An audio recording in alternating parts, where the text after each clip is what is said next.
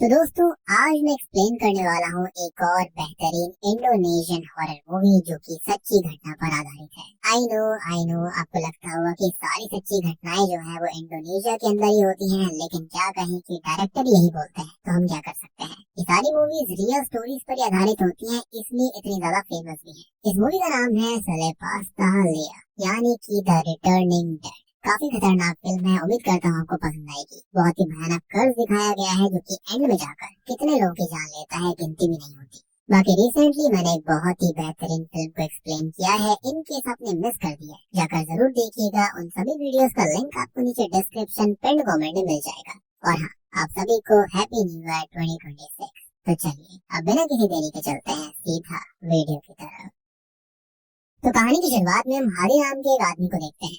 हादी की car washing की shop थी और वो अपना काम कर ही रहा था कि तभी उसकी बेटी सारा उसको कहती है कि बाकी का काम वो और उसका भाई युदे संभालेंगे। तो ऐसा उसको इसलिए कह रहे थे क्योंकि हादी की उम्र हो चुकी थी और अब वो बूढ़ा होता जा रहा था और इसी के चलते काम का प्रेशर काफी ज्यादा था। खैर अब हादी उनकी बात को मान लेता है और वहाँ से अपने घर के लिए निकल जाता है। लेकिन रास्ते में हम हादी को अपनी गर्दन अजीब तरह से क्रैक करते हुए देखते हैं, यानी कि वो वियर्ड तरह से अपनी गर्दन को मोड़ रहा था, जैसे कि उसकी गर्दन में अजीब सा दर्द हो रहा हो। तभी हम हादी को थोड़ा सा परेशान देखते हैं। अब सीन रात की ओर आता है जहाँ पर सारस प्रेयर कर रही थी कि इसी बीच हमको ये पता लगता है कि सारस की माँ अब इस दुनिया में नहीं है और वो कब की गुजर चुकी है। इसके बाद में सारस हादी के लिए यानी कि अपने पिता के लिए कॉफी बनाती है, लेकिन वो ये नोटिस करती है कि आज उसके पिता की तबीयत ठीक नहीं लग रही थी। ऑल्सो हादी अपनी गर्दन को बार बार हिला रहा होता है, क्रैक कर रहा होता है। उसकी गर्दन हिलाने के साथ में अजीब सी क्रैकलिंग साउंड आ रही थी। अब सारस अपने पिता से ये कहती है कि उनको जल्दी से हॉस्पिटल ले जाना होगा, लेकिन तब उसके पिता ये कहते हैं कि इससे अच्छा वो लोग इस पैसों को शॉप पर लगा लें। लेकिन सारस के लिए उसके पिता की हेल्थ सबसे ज्यादा जरूरी थी। अब सारस के पिता उससे ये पूछते हैं कि क्या उन दोनों पर वो बोझ बन रहा है, तब वो ये कहती है कि बिल्कुल भी नहीं, और जब से माँ गई है तब से तो उन्होंने ही उनके लिए बहुत कुछ किया है। अब यहाँ पर हमको ये बात पता लगती है कि हादी की बीवी जब से खत्म हुई है तब से ही इनका डाउनफॉल चल रहा था। हादी ने अपने ढेर सारे बिजनेस को खो दिया था, जैसे कि रेस्टोरेंट, हार्डवेयर शॉप, उसके बहुत सारे बिजनेस फेल भी हो गए थे सिवाय इस कार वॉशिंग बिजनेस के, और ये बिजनेस इन दोनों ही बच्चों को वो देना चाहता था। फिर इसी बीच वहाँ पर यूदिस भी आता है और अपने पिता की बात सुन लेता है। उसके पिता कहते हैं कि जब वो खत्म हो तब उसे उसके गांव के अंदर दफन किया जाए जहाँ पर वो पैदा हुआ था। लेकिन सारस ये चाहती थी कि उसके पिता को उसकी माँ के पास ही दफनाया जाए।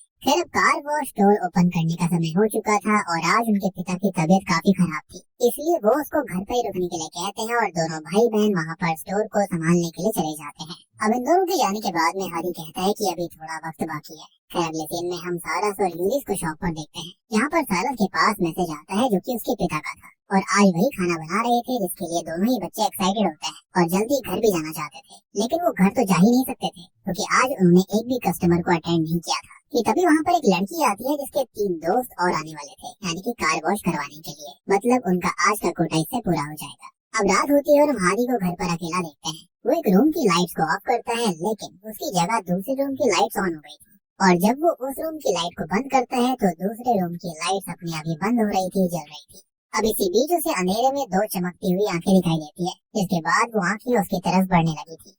इसी बीच एक किताब आकर गिरती है जो कि राजीमान नाम के इंसान की थी, और राजीमान असल में कोई और नहीं बल्कि यहाँ पर हादी का ही पिता था। उस किताब पर राजीमान की फोटो भी थी और यहाँ पर अचानक से अब वो स्पिरिट फिगर जो थी वो गायब हो चुकी थी, इसलिए हादी जल्दी से उस किताब की फोटो खींचकर अपने बच्चों को पहुँचा देता है। और मुझे ऐसा लगता है कि इसके पीछे कोई ना कोई राज की बात जरूर थी जो कि वो अपने बच्चों को बताना चाहता था या फिर उनको हिंट देना चाहता था। मीनवाइल हमें सारस को दिखाया जाता है जिसको वो फोटो मिल जाता है, लेकिन फोटो को देखकर वो इस चीज को इतना सीरियसली नहीं लेती। इसके बाद ये दोनों घर आते हैं और घर आकर उन्हें अपने पिता जमीन पर दिखते हैं, जिनको देखकर दोनों ही घबरा गए थे। सारस उनकी पल्स चेक करती है जो कि चल नहीं रही होती, साथ ही साथ वो उनकी धड़कन भी चेक करती है और इससे वो समझ जाती है कि उसके पिता अब नहीं रहे। ये भयानक मंजर देखकर दोनों बच्चे बहुत जोर से रोने लगते हैं। अब सीन बदलता है जहाँ पर इनके पिता का फ्यूनरल हो रहा था, जहाँ पर उस्ताद ज़हीर भी आए थे। खैर अब हम ये देखते हैं कि इन दोनों को अभी भी विश्वास नहीं हो रहा था कि उनके पिता उनके बीच नहीं रहे और दुनिया में नहीं थे। अब यहाँ पर सारस जो होती है वो अपने पिता के कफन की डोर को ढीला कर देती है और उसके पीछे एक रिलीजियस बिलीफ भी है और एक मिथ भी है। अब बिलीफ के अकॉर्डिंग कफन को ढीला करने से कब्र में बॉडी चैन से रहती है, मतलब कि शांति से बिना किसी सफोकेशन के। और इस टाइप की एक हॉरर फिल्म मैंने पहले भी एक्सप्लेन कर रखी है जो कि इंडोनेशियन हॉरर मूवी ही है। इनके आपने इस कॉन्सेप्ट को मिस कर दिया है, काफी बढ़िया कॉन्सेप्ट है ये। अगर आप नहीं देखी है जाकर देख लेना, link is in the pinned comment. Anyways, अब मिथ के हिसाब से अगर ये डोर को ढीला ना करे तो बॉडी असल में पोचोंग गोश्त बन जाती है। खैर, अब ये दोनों बस रिग्रेट वाली बातें कर रहे थे कि उनके पिता ठीक नहीं थे, फिर भी उन्होंने खाना बनाया था, और काश अगर वो वहाँ पर होते या फिर डॉक्टर को दिखाया होता तो उनकी ऐसी हालत नहीं होती। तब सारस का भाई यूलिस जो होता है वो उसको समझाता है कि अब वो जा चुके हैं और इसलिए उनको रिग्रेट नहीं करना चाहिए। अब यहाँ पर सारस ये कहती है कि वो अपने पिता को अपनी माँ के कब्र के पास ही दफनाएगी। हालांकि उसके पिता की आखिरी इच्छा ये थी कि वो उनको उसके गांव के अंदर ही दफन करे, लेकिन ऐसे में उसके पिता काफी अलग हो जाते और ये लोग अपनी माँ की ग्रेव को मंथ में एक बार विजिट करने जाते थे और उसी समय उनकी फैमिली भी साथ रहती थी। और अगर वो गांव में अपने पिता को दफन करेंगे तो उनके पिता उनसे अलग हो जाएंगे। और सबसे वियर्ड बात ये थी कि ये चीज यहाँ पर इनके पिता ने पहले ही कैसे कह दी थी, और उन्होंने एक बात और कही थी कि अभी थोड़ा सा वक्त बाकी है, यानी कि उनको अंदेशा था कि उनकी मौत होने वाली है। लेकिन ये सब क्या हो रहा था किसी को भी समझ में नहीं आता। फिर अब सीन बदलता है और सभी लोग उनके घर पर आते हैं, इंक्लूडिंग सत्यो, जो कि असल में सारस और यूदिस के अंकल हैं, यानी कि हादी के भाई हैं। खैर, वो अपने भाई की बॉडी को देखते हैं और उसको काफी बुरा भी लगता है। अब वो सारस के पास आकर उसे गले से लगा लेते हैं और उसको ये कहते हैं कि उन्हें उसके फादर की बॉडी को आज रात ही गाँव में दफन करना पड़ेगा। लेकिन इस चीज के लिए सारस बिल्कुल साफ इनकार कर देती है, क्योंकि वो उनको अपनी माँ के पास ही दफन करना चाहती थी। अब सत्यो ये कहता है कि उसके पिता की यही आखिरी इच्छा थी, लेकिन आखिरकार वो सारस के पिता थे तो इसलिए वही फैसला करने वाली थी कि उसके पिता को कहाँ पर दफन करा जाएगा। और इसी बीच यूदिस भी आ जाता है और वो अपनी बहन के डिसीजन को सपोर्ट करता है। अब सत्यो कुछ भी नहीं कर पाता और इस चीज से उसे काफी फर्क पड़ता है। खैर, सीन बदलता है जहाँ पर प्रेयर चल रही थी और प्रेयर करते वक्त सारस के पिता अपने आप उठ खड़े होते हैं। उसको देखकर सभी लोग डर गए थे और कुछ लोग तो डर के मारे भाग भी जाते हैं, लेकिन हरी कहता है कि एक जिएगा और दूसरा मारा जाएगा। ये सुनकर सभी शॉक में थे कि आखिरकार ये क्या हुआ। अब रात में सोते टाइम सारस एक सपना देखती है जिसके अंदर उसके पिता की बॉडी खुद पे खुद चलने लगी थी और उसके पिता की आंखें बिल्कुल ठीक उसी डीमन की तरह ग्लो कर रही थी जैसा कि हादी ने देखा था। अब ये देखकर सारस उनको आवाज लगाती है, जिस पर वो पीछे मुड़कर उसे ये कहता है कि ये सब तुम्हारी गलती है, और इतना सपने में देखकर वो उठ जाती है। लेकिन जब वो अपने पिता की बॉडी के पास जाती है तब उसे वहाँ पर उसके पिता की बॉडी नहीं मिलती। इसके बाद में वो इस बात को अपने भाई को बताती है। इस पर यूदिस भी घबरा जाता है क्योंकि ये तो पॉसिबल ही नहीं था। इसी बीच हम सत्यो के घर को देख पाते हैं जहाँ पर उसकी बेटी दिया को हादी की लाश मिलती है, लेकिन वो लाश वहाँ कैसे पहुँच गई, और ये बात सोचने वाली थी। अब दिया वहाँ पर सबको बुलाती है और इसके बाद में वो ये बात यूदिस को बताती है। दोनों ये सुनकर बिल्कुल हैरान थे और वो जल्दी से गांव के लिए निकल पड़ते हैं।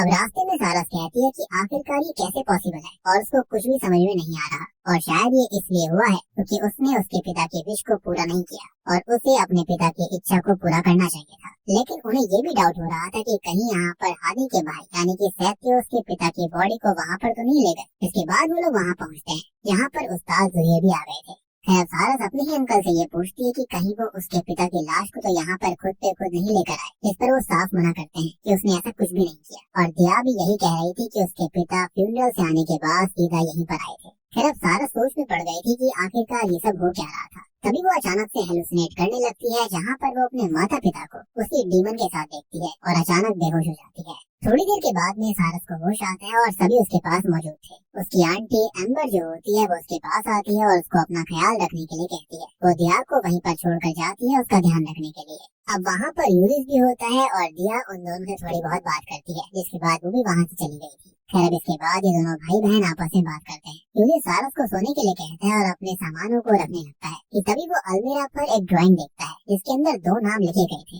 एक था एग्रा और एक था शक्ति। अब यूदिस इस चीज के बारे में पूछता है तब वो ये बताती है कि ये उसने ही बनाया था और ये उसने तब बनाया था जब यूदिस पेट में था। अब ये लोग यूदिस के नाम को लेकर लड़ रहे थे। सारस उसका नाम शक्ति रखना चाहती थी, लेकिन उसके पिता उसका नाम एग्रा रखना चाहते थे। लेकिन उनकी माँ यूदिस को जन्म देने के दौरान ही मारी गई थी और इसलिए उन्होंने उसका नाम यूदिस रखा था, जो कि उसकी माँ की ही आखिरी इच्छा थी। अब सारस और भी बातें बताती है कि आखिरकार वो लोग गांव छोड़कर क्यों चले गए थे, और इसका कारण ये था कि जब यूदिस उनकी माँ के पेट में था तब उन्हें गांव में रहने में बहुत समस्याएं हो रही थी और इसलिए वो सुराबाया चले गए थे रहने के लिए। इस बात से यूदिस थोड़ा दुखी था क्योंकि उसके पैदा होने के बाद ही उसकी माँ खत्म हो गई, लेकिन उसकी बहन उसको समझाती है कि सब ठीक है और उसकी इसमें कोई गलती नहीं थी।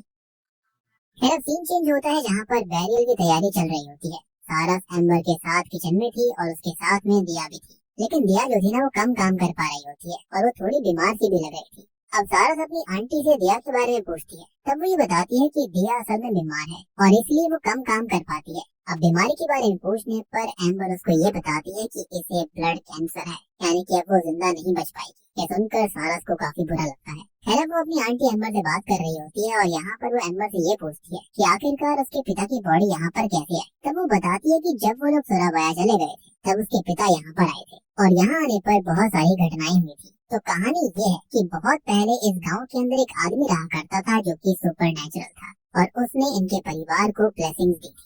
लेकिन ये ब्लेसिंग जो थी ना वो एक कर्ज के साथ आई थी और इस कर्ज में मरने वाला मरता नहीं है, बस डाइंग स्टेट में होता है, विच मीन्स कि उसे सफरिंग होती है क्योंकि आदमी को शांति नहीं मिलती। मतलब बॉडी को मौत खुद रिजेक्ट कर देती है और यही कारण है कि वो गाँव में खुद पे खुद आ गई थी क्योंकि विलेज ही उस कर्ज का ओरिजिन है। अब इसके बाद में सारा सबके सामने जाने लगती है जहाँ पर प्रेयर्स हो रही थी कि इसी बीच उसके पिता के मुंह से खून आने लगता है जिसको देखकर सभी डर गए थे। लेकिन उस्ताद ये सबको कहते हैं कि हादी की बॉडी को नहलाओ और ये सुनकर युधिष्ठिर यही करने लगता है। वो अपने पिता को नहला रहा था कि इसी बीच लोग उसके पिता के बारे में अनाप शनाप बातें कर रहे थे और ऐसा ही सेम राजेमान के साथ भी हुआ था, यानी कि उसके पिता के साथ, और उसके बैरियल के अंदर ही बहुत दिक्कतें आई थी। और ये सब सुनकर युधिष्ठिर को काफी बुरा लगने लगता है। खैर इसी बीच युधिष्ठिर के पीछे उसके पिता उठ खड़े होते हैं, लेकिन जब वो पीछे मुड़कर देखता है तो सब कुछ ठीक था। मीनवाइल हमें सारस को दिखाया जाता है जो कि बर्तन धोकर सोने जा ही रही थी, लेकिन तभी अचानक से उसको कोई आवाज लगाता है। जब वो पीछे मुड़ती है तब उसे कोई नहीं मिलता और अचानक से लाइट्स ऑन ऑफ हो रही थी और तब उसे वही डीमन दिखाई देता है जो कि उसकी तरफ आ रहा था। लेकिन तभी लाइट बंद हो जाती है और वो डीमन गायब हो जाता है। लेकिन वो डीमन अब अचानक से एकदम उसके सामने आ गया था जिससे कि सारस बहुत डर जाती है। मीनवाइल युधिष्ठिर को एक फ्लावर मिलता है जो कि उसके पिता की बॉडी के नीचे रखा गया था। अब वो उस फूल को उठाने के लिए नीचे झुकता है, लेकिन तभी उसे अपने पिता के पैर टेबल के नीचे दिखाई देते हैं जिसको देखकर वो बहुत डर गया था। वो पैर उसके पिता के ही थे, लेकिन टेबल पर देखने पर उसके पिता वहीं पर थे। ऐसा वो दोबारा देखता है, लेकिन तभी कोई उसको डुबाने लगता है। लेकिन जैसे तैसे वो वहाँ से बचकर निकलता है और आकर सीधा सारस से टकरा जाता है। दोनों भाई बहन बहुत ज्यादा डरे हुए थे। सारस देखती है कि युधिष्ठिर के गले पर एक निशान बना हुआ था, यानी कि जिसने उसको डुबाने की कोशिश करी थी वो सब कुछ बिल्कुल रियल था और ये निशान उसी की वजह से हुए थे। खैर अब तभी वहाँ पर उनके अंकल सहते आ जाते हैं और उनको ये कहते हैं कि ये सब उसी कर्ज की वजह से हो रहा है और ये सब एक काले जादू की वजह से है और इस काले जादू का असर उनके पहले ग्रेट ग्रैंडफादर से शुरू हुआ था और फिर ये आगे बढ़ता चला गया और इस कर्ज को उन्हें खत्म करना पड़ेगा, मतलब कि ठीक करना होगा, वरना ये आगे भी पास ऑन होता रहेगा। और इसे खत्म करने के लिए उन्हें हादी की बॉडी को क्लेबॉन फ्राइडे के दिन ही दफन करना होगा।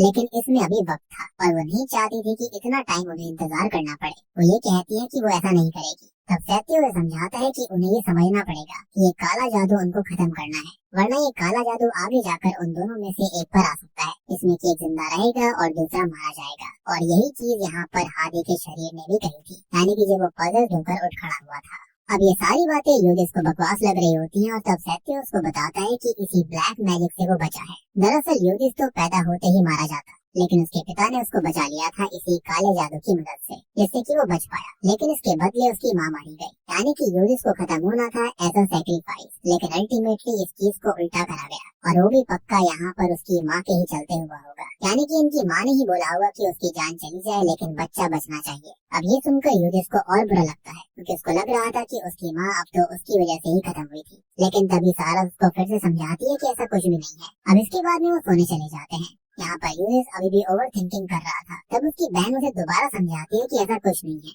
फिर अब सारा प्रेयर करने जाती है अपने पिता और माँ के लिए। फिर इसी बीच वो दिया की आवाज सुनती है जो कि युधिष्ठिर और उसकी चिंता कर रही थी। तब उसके माता पिता उसको कहते हैं कि सब ठीक हो जाएगा और वो भी ठीक हो जाएगी। लेकिन यहाँ पर चीजें काफी वियर्ड सी होती जा रही थी। अब सारस वापस आकर सोने लगती है, लेकिन रात में उसे कुछ अचानक से क्रैकलिंग आवाज आती है और वो देखती है कि कोई उसके रूम के अंदर है और ये वही डीमन था, जिसको देखकर वो बहुत डर गई थी और वो युधिष्ठिर को जगाने जाती है, लेकिन युधिष्ठिर की आंखें सफेद हो गई थी और वो हिल डुल नहीं रहा था। ये देखकर वो अपनी आंटी एम्बर के पास जाने लगती है हेल्प मांगने के लिए, लेकिन वो वापस अपने ही रूम में पहुंच गई थी। लेकिन इस बार युधिष्ठिर बिल्कुल ठीक था और आपको एक चीज समझ में आई होगी, ये क्रैकलिंग आवाज असल में वो डीमन ही किया करता था और स्टार्टिंग में हादी उसी डीमन से पजेस्ड हो रखा था। खैर वो सोने लगती है कि तभी वो अपने पिता को फिर से देखती है जो कि युधिष्ठिर के बेड पर थे। अब ये देखकर वो दोबारा भागती है, लेकिन वो एक लूप के चलते अपने ही रूम में बार बार पहुंच जाती थी। यहाँ पर युधिष्ठिर दोबारा ठीक था और वो उससे पूछता भी है कि आखिरकार हो क्या रहा है। और यहाँ पर अब सारस खुद को संभालती है क्योंकि उसे लग रहा था कि वो कुछ ज्यादा ही सोच रही थी।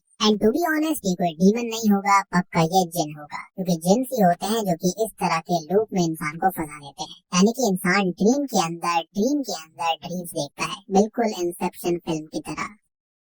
एनीवेज इसके बाद में अगले दिन सारस अपने अंकल सैत्यो को कहती है कि वो आज ही अपने पिता का बैरियल करेंगे, लेकिन सैत्यो कहता है कि उन्हें क्लीवॉन फ्राइडे तक रुकना होगा, लेकिन वो बिल्कुल नहीं मानती। इसके बाद अचानक से बारिश होने लगती है और बारिश में ही हादी को दफन करने के लिए वो लोग ले जाने लगते हैं, लेकिन रास्ते में जनाजे में से खून निकलता है जिससे कि लोग डर गए थे, लेकिन फिर भी वो अपने पिता को दफनाना चाहते थे, लेकिन कब्र के अंदर ढेर सारा पानी आ चुका था जिस वजह से बैरियल नहीं हो पाता। ये देखकर सारस काफी रोने लगती है। अब रात में भी वो इसी चीज के बारे में सोच रही थी कि उसके पिता को पीस कैसे मिलेगा, सुख शांति कैसे मिलेगी, क्योंकि अगर ऐसा चलता रहा तो दिक्कत होने वाली थी। फिर इसके बाद सारस, यूदिस और उस्ताद ज़ुहीर प्रेयर करने लगते हैं, लेकिन आज की प्रेयर में कोई भी नहीं आया था और उसका रीजन था कि सब डर गए थे, क्योंकि सब यही समझ रहे थे कि हादी एक ब्लैक मैजिक करने वाला इंसान था। फिर उस्ताद ज़ुहीर वहाँ से निकल जाते हैं और सैत्यो दोनों बच्चों के पास आता है, उनको संभालता है। इसके बाद सैत्यो सारस को फिर से कहता है कि उसके पिता को क्लीवॉन फ्राइडे को ही दफन करना होगा, लेकिन इससे पहले जो ब्लैक मैजिक है उसको खत्म करने के लिए एक और रिचुअल करना है, और वो रिचुअल के बारे में बता ही रहा था कि तभी अचानक से लाइट चली जाती है, यानी कि यहाँ पर कुछ तो दिक्कत थी, और अचानक से आवाज आने लगती है कि एक मरेगा और एक जिएगा, और उसने जो उसके पिता से वादा किया था वो उसने रखा था, और अब बारी उनकी है वादा रखने की। किसी एक को उस डीमन के साथ जाना ही होगा ताकि वो हेल में जल सके। तभी वो डीमन उनके पीछे आता है और कहता है कि वो यहाँ पर एक सोल कलेक्ट करने आया है, और उसको देखकर सभी डर गए थे, और ये एक जिन होता है।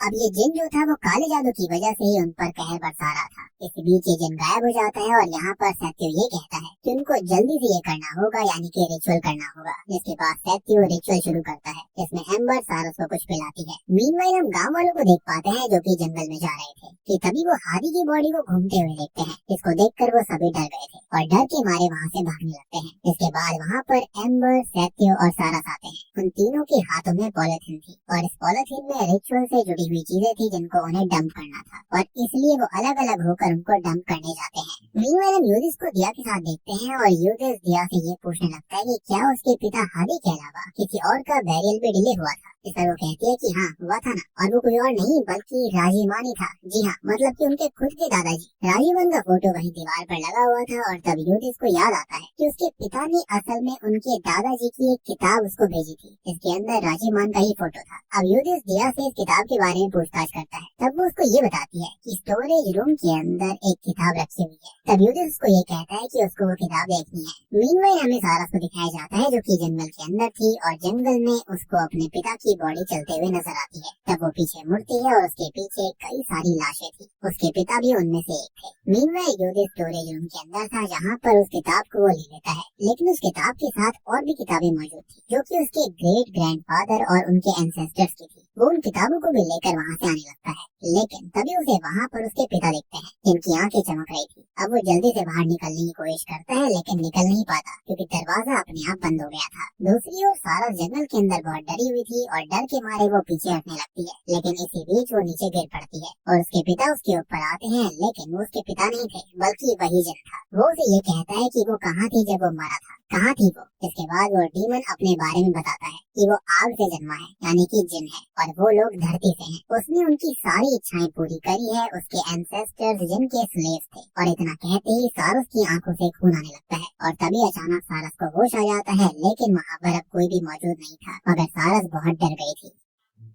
मीनवाइल यूदिस को कई सारे हाथ पकड़ने लगते हैं, और तब यूदिस मदद के लिए चिल्लाता है। टिया वहाँ पर सही समय पर आ जाती है, लेकिन वो कुछ भी देख नहीं पाती, मगर इससे यूदिस जो था वो बच गया था। इधर सारस दौड़ते हुए अपने अंकल और आंटी के पास आती है, और उसके अंकल सैत्यो देखते हैं कि सारस की एक आंख काली हो चुकी है, विच मीन्स कि उस जिन ने सारस को अपने एयर के रूप में चुन लिया था। अब ये सब सुनकर सारस काफी घबराई हुई थी कि तभी उसे यूदिस अपने साथ एक रूम में ले जाता है, जहाँ पर वो उसे किताब दिखाता है और कहता है कि ये सब एक ही दिन मारे गए थे, यानी कि सूरो 14 को, यानी कि हावनीज कल्चर के हिसाब से नए साल पर। और ये बात कुछ अजीब थी। अब ये सब वो बता ही रहा था, लेकिन उसे ये नहीं पता था कि सारस जो है वो जिन के द्वारा पजल हो गई है और उनके द्वारा चुन ली गई है। अब यहाँ पर सारस कहती है कि वो अपने पिता को क्लीवॉन फ्राइडे पर ही दफन करेंगे, लेकिन यहाँ पर यूदिस काफी कंफ्यूज हो गया था। तब सारस उठती है और यूदिस को कहती है कि सब उसकी गलती की वजह से। यहाँ वो अपनी आवाज बदल लेती है और उससे अब डीमन बात कर रहा था, यानी कि ये जिन बात कर रहा था। वो जिन उसको कहता है कि सब उसकी गलती है, उसी की वजह से उसकी माँ मारी गई थी, और अगर ऐसा नहीं होता तो ऐसा कुछ हो ही नहीं रहा होता, यानी कि ये सब कुछ उसकी गलती की वजह से हुआ।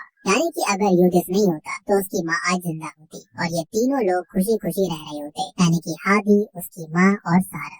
यानी कि सैक्रिफाइस के रूप में यूदिस को पहले ही ले लिया जाता। और अब आपको समझ में आया होगा कि आखिरकार हादी के सारे बिजनेस जो थे वो क्यों ठप हो गए थे, क्योंकि ये जो जिन था वो उनको खुशियाँ देता था, उनको बहुत सारी चीजें दिया करता, लेकिन ऑब्वियस सी बात है जो सैक्रिफाइस दिया जाना था वो दिया नहीं गया, जिसके चलते यहाँ पर सारे के सारे बिजनेस ठप पड़ गए। अब यूदिस की नजर अपनी बहन की आंख पर जाती है कि तभी सारस उसका गला दबाने लगती है। यूदिस फिर से मदद के लिए चिल्लाता है और तब दिया आकर उसको बचाने लगती है, लेकिन सारस जो थी वो गला नहीं छोड़ रही थी, और तभी अचानक से सारस खुद पे खुद बेहोश हो जाती है। किसी बीच वहाँ पर उनके अंकल सैत्यू आते हैं और पहले तो वो दिया को संभालते हैं क्योंकि वो बहुत ही कमजोर थी।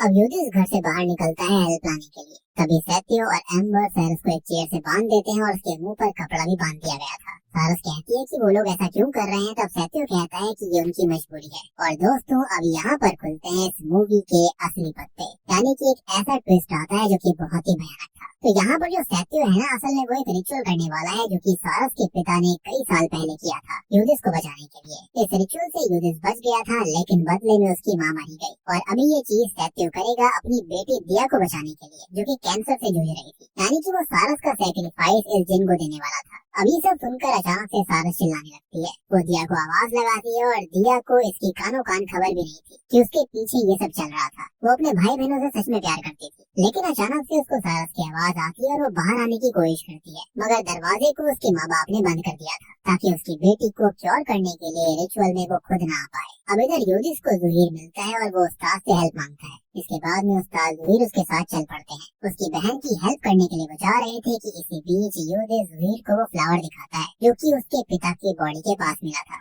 अब उस फूल को देखते ही वो ये बताते हैं कि ये फूल तो कांतिल फूल है जो कि स्पिरिट्स को बुलाने के लिए इस्तेमाल होता है। और कांतिल फ्लावर से रिलेटेड मैंने ऑलरेडी एक फिल्म को एक्सप्लेन किया है जहाँ पर आप इस कॉन्सेप्ट को और अच्छे से समझ पाओगे, विच एक्सप्लेन्स कि यहाँ पर जो उनकी बॉडी थी, यानी कि हादी की बॉडी बार बार खड़ी कैसे हो रही थी। और हमको ये पता लगता है कि ये फूल सैत्यू ने हादी के पास रखा था जब वो फ्यूनरल पर आया था। यानी कि ये सारा का सारा किया धरा ये पूरा का पूरा सेटअप सैत्यू का ही था। इधर सैत्यू ये सारी बातें सारस को बताता है। वो बोलता है कि जो ब्लैक मैजिक सारस के अंदर है, जिससे कि उनके पूरे परिवार को बहुत अच्छी चीजें मिलती हैं, बिजनेस में तरक्की होती है, ये उसको चाहिए, और ये उसको तभी मिलेगा जब उसकी मौत होगी, यानी कि सारस की मौत। और उसकी मौत के बाद वो ब्लैक मैजिक सैत्यू के पास आ जाएगा। इसके जरिए वो अपनी बेटी को बचा सकता है, बिजनेस में अच्छा कर सकता है। तो यहाँ पर ये जो ब्लैक मैजिक है वो सदियों से उनके परिवार के मेंबर्स के अंदर पास ऑन होता रहता है, लेकिन इसके बदले में उन्हें बहुत बड़ी कीमत चुकानी पड़ती है। यानी कि ब्लेसिंग्स के बदले एक इंसान का सैक्रिफाइस देना पड़ता है। अब सैक्रिफाइस जैसे कि ये जिन, या फिर ये कहा जाए कि ये ब्लैक मैजिक हादी को लेने आया था, और तभी इसने ये कहा था कि अभी थोड़ा सा वक्त बाकी है। स्टार्टिंग में जो आंखें चमकती हुई दिखाई दी थी वो भी किसी और की नहीं बल्कि उसी जिन की थी, और इसी वजह से हादी मारा गया था। एंड आई बिलीव कि इसके पीछे कोई ना कोई टाइम होता होगा कि इस वक्त तक सैक्रिफाइस चाहिए ही चाहिए, और उसके बाद में ये जो ब्लेसिंग्स हैं वो अगले पीढ़ी को यहाँ पर ट्रांसफर हो जाएंगी। लेकिन आपने देखा ही था कि वो मौत के बीच अटक सा गया था, लेकिन ये सब खत्म हो जाता अगर उसे दफन कर दिया जाता तो, और वो ब्लैक मैजिक सारस के अंदर आ जाता। लेकिन सैत्यू ने ये सब किया था, उसने बैरियल जानबूझकर डिले करवाया ताकि ब्लैक मैजिक पूरी तरह से सारस के अंदर आ जाए, जो कि आ भी चुका है। और अगर ये ब्लैक मैजिक पहले आता ना, तो असल में सैत्यू उस ब्लैक मैजिक को अपने ऊपर नहीं ले पाता, यानी कि कुछ टाइमिंग का इशू था। इधर ज़ुहीर और यूदिस आगे बढ़ रहे थे कि तभी गांव वाले उनको घेर लेते हैं, क्योंकि उनको लग रहा था कि यूदिस का परिवार जो है वो काला जादू करता है, जो कि बात सही भी थी। लेकिन तभी ज़ुहीर सबको समझाता है और उन्हें कहता है कि वो जाएं और मस्जिद के अंदर हादी के लिए प्रे करें, और ज़ुहीर की बात सभी मान लेते हैं। सभी प्रेयर्स करने चले गए थे। इसके बाद ये दोनों आगे बढ़ते हैं जहाँ पर उन्हें रास्ते में दिया मिलती है, जो कि खिड़की से भागकर आ गई थी, जो कि यूदिस को ही ढूंढ रही थी। वो यूदिस को बताती है कि सारस मुश्किल में है और उसके माता पिता पता नहीं क्यों अजीब हरकतें कर रहे हैं। इसके बाद ये जल्दी से ही दिया के घर पर जाने लगते हैं। मीनवाइल सैत्यू जो होता है वो एक चाकू लेकर हादी के हाथ पर कट लगाता है, और मुझे तो ऐसा लगता है कि पक्का हादी की बॉडी को वही लेकर आया होगा। खैर इसके बाद में वो खुद के हाथ पर कट लगाता है, जिसके बाद वो अपने खून को और अपने भाई के यानी कि हादी के खून को मिला लेता है, ताकि वो उनके फैमिली का काला जादू अपने अंदर ले पाए। एंड आई बिलीव कि पक्का इन दोनों भाइयों की कोई ना कोई बहन भी रही होगी, जिसके चलते सैक्रिफाइस लिया गया होगा। क्योंकि जैसे ये दोनों जिंदा थे तो हो सकता है कि पक्का इनका कोई तीसरा भी परिवार का मेंबर गायब हुआ होगा, यानी कि जिन ने उसको ले लिया होगा। खैर वो आगे बढ़ता है अपने फाइनल स्टेप की तरफ और वो सारस को खत्म करने वाला था, लेकिन ये जिन उसे ऐसा करने नहीं देता और वो उसका हाथ रोक लेता है। यानी कि ये जिन कहीं ना कहीं लॉयल है एक ही परिवार के लिए, जिसकी तरफ ये आएगा वहीं पर ये ब्लेसिंग्स देता है और सेक्रीफाइस भी वहीं से लेगा। और असल में ये हादी का ही सेक्रीफाइस लेना चाह रहा था, लेकिन यहाँ पर इसके बीच में सैत्य आ चुका था और इसलिए जिन इस चीज को रोक रहा था। खैर अब ये जिन जो होता है वो सैत्य को पलस कर लेता है और पलस करने के बाद वो उसके जरिए अपनी बीवी यानी कि एम्बर पर हमला करवाता है और उसके गले को दबाने लगता है। इधर सारस भी पूरी तरह से जिन के वश में थी, वो उसका वेसल बन चुकी थी। अब वो एक इशारे से सैत्य को नीचे गिरा देती है और फिर सारस के मुंह से खून आने लगता है। इसी बीच वहाँ पर उस्ताद ज़हीर, दिया और युदिस आ गए थे।